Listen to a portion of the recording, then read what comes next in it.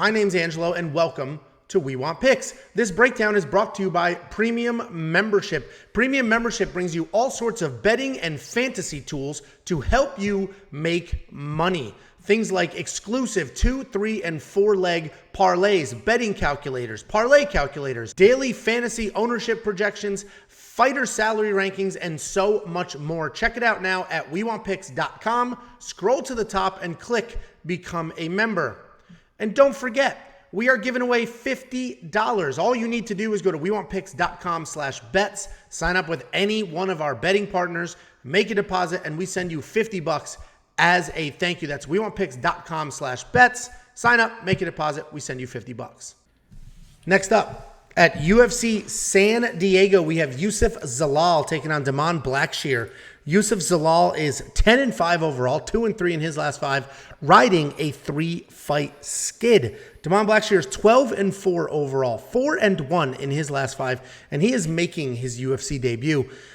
Youssef Zalal is a very well-rounded fighter who likes to hang out on the outside and then just come in with solid takedowns. He averages more than 2 takedowns per fight, but he does have a low accuracy of 29%. His striking style is to stay on that outside, but with Damon's speed and his entries, that really could be hard to do. While Zalal can be very low volume with his output, he does have incredible defense. He's only hit with 1.74 significant strikes per minute, which, considering he has 6 decisions in the UFC, that's a pretty incredible stat.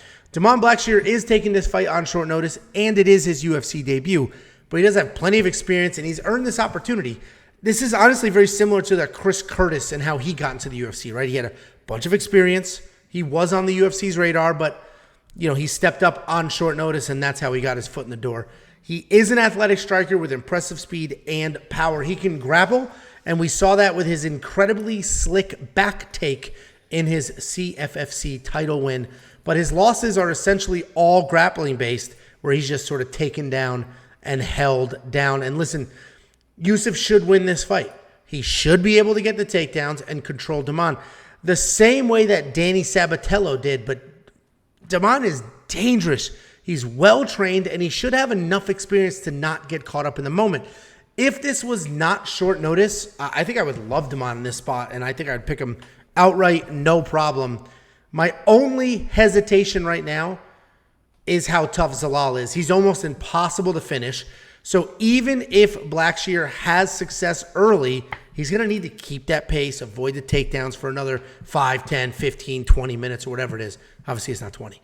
But I just don't know if he can. I'm still going to pick Blackshear here. He's got all the tools. I just have to hope that the short notice isn't an issue, that he'll be in shape. But the dude's athletic. He's fast. He's very talented. I'm going to save my money, but I am picking Blackshear in his UFC debut. What do you think, Jakey boy, and why were you thumbs-upping? No, I think I was thumbs-upping because I thought your breakdown was 100% correct, and I thought you did a great job. Finally, you have a good breakdown on a fight, and we're feeling good about it. It was a great breakdown because I agree. I wanted to pick Damon just all the way up until I reached that point where it's like experience. Right?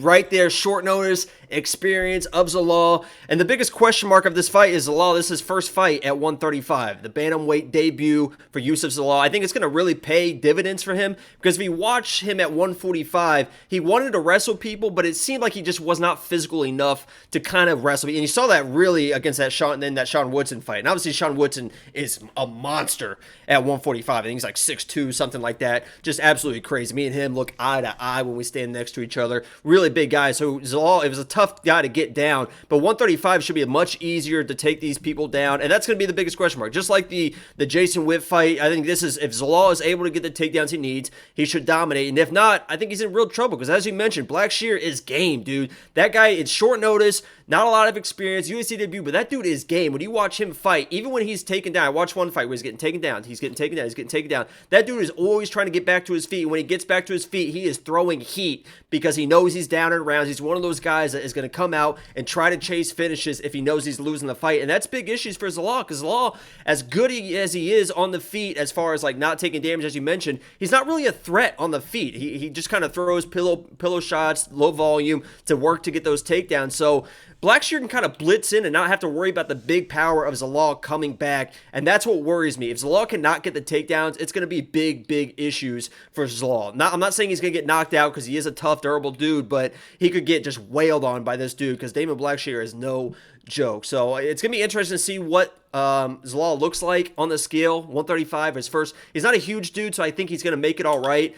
And those takedowns should be a lot easier. So, I'm going to go with the experience and the takedowns of Zalal because I've just seen Blackshear on his back a little bit too much for me to want to pick him. But I don't disagree with your picking of Blackshear. I went back and forth on this fight. I think it's a very close fight. And it's probably one of those pick your sides in DraftKings, I imagine. So I'm going with Youssef Zalal just based on experience, honestly. Yeah, and I agree. It is a pick 'em in DraftKings. Like the pricing basically has it as a pick 'em, and I think I think whoever Damon's going to win by a KO, TKO, or Youssef's going to get the takedowns, control, and do well. I think either one of these guys scores really well in DraftKings. I think it's a solid fight, and the problem is I'm not confident enough to put Damon in there. Right? I do think he wins. I'm picking him. Am I going to sacrifice 1 out of 6 slots for him? I'm not sure, but he is a dangerous guy. I do think he gets that done. The odds, again, it's basically a pick 'em. If Damon was like a plus 150, I might touch it. But plus 110, again, too many questions with the short notice. I'm about 180. Do you want to touch me? First of all, you weigh like 160 pounds wet with quarters in your pockets. And second, Sure. I would love to wring your neck. I would love to. Okay. I would love that too. Neck. I don't even need 2 hands. What's our safe word, Angelo? Okay, settle down. Monkey Knife Fight Strike Line. I honestly think it's probably a more. Although 68 is pretty high. Yeah, that's tricky. I'm not going to touch this. I think it's more. I feel good about it. 68's high though, and Youssef can play that outside game, be a little low volume there. Nah, I think it's more. I think Blackshear is going to come in, push the pressure. They're going to get to the ground a few times. I think it's going to be a fun fight. I think this could end up being fight of the night, honestly.